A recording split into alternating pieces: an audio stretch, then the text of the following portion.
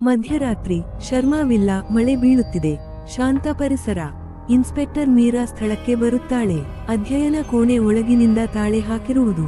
ರಾಜೀವ್ ಶರ್ಮಾ ನಿಶ್ಚೇತ ಸ್ಥಿತಿಯಲ್ಲಿ ನೆಲಕ್ಕೆ ಬಿದ್ದಿದ್ದಾರೆ. ಯಾವುದೇ ಹೋರಾಟದ ಇಲ್ಲ. ಒಂದು ಫೋಟೋ ಫ್ರೇಮ್ ಕೆಳಗೆ ಬಿದ್ದಿದೆ.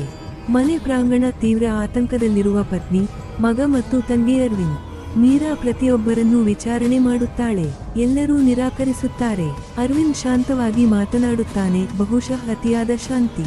ಕೊಠಡಿಯೊಳಗೆ ಬರುವ ಅಥವಾ ಹೋಗುವ ಸಾಧ್ಯತೆ ಇಲ್ಲವೆನ್ನುವಂತೆ ದಾರಿ ಮುಚ್ಚಲಾಗಿದೆ. ಅಧ್ಯಯನ ಕೋಣೆ, ಬೆಳಗಿನ ಹೊಳೆಯುವ ಬೆಳಕು.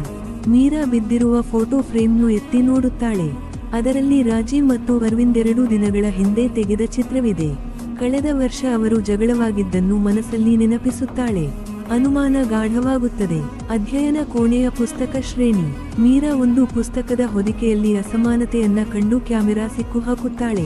ಕ್ಯಾಮೆರಾದ ದೃಶ್ಯವಿಡಿಯೋ ರಾವ ಹತ್ಯೆಯನ್ನು ತೋರಿಸುತ್ತದೆ. ಅರವಿಂದ್ ಡುಪ್ಲಿಕೇಟ್ ಕೀ ಬಳಸಿ ಬಂದು ವಿಷ ಹಾಕಿದ ಪಾನೀಯ ನೀಡುತ್ತಾನೆ. ನಂತರ ತಂತ್ರಬದ್ಧವಾಗಿ ತಾನೇ ಹೊರಗೆ ಹೋಗಿ ಬೀಗ ಮುಚ್ಚುತ್ತಾನೆ. ಮನೆ ಹೊರಗಡೆ ಪೊಲೀಸರ ಕಿರಣಗಳ ನಡುವೆ ಅರವಿಂದ್ ಕೊನೆಗೂ ತಪ್ಪೊಪ್ಪಿಕೊಳ್ಳುತ್ತಾನೆ. ಹಣದ ಆಸೆ, ದ್ವೇಷದ ಹಿನ್ನೆಲೆ. ಅವನನ್ನು ಬಂಧಿಸುತ್ತಿರುವಾಗ ಮೀರಾ ಮತ್ತೆ ಆ ಫೋಟೋ ಫ್ರೇಮ್ ಕಡೆ ನೋಡುತ್ತಾಳೆ ಮತ್ತು ಮೃದುವಾಗಿ ಹೇಳುತ್ತಾಳೆ, ಮೌನವೂ ಸಾಕ್ಷ್ಯವಿರುತ್ತದೆ.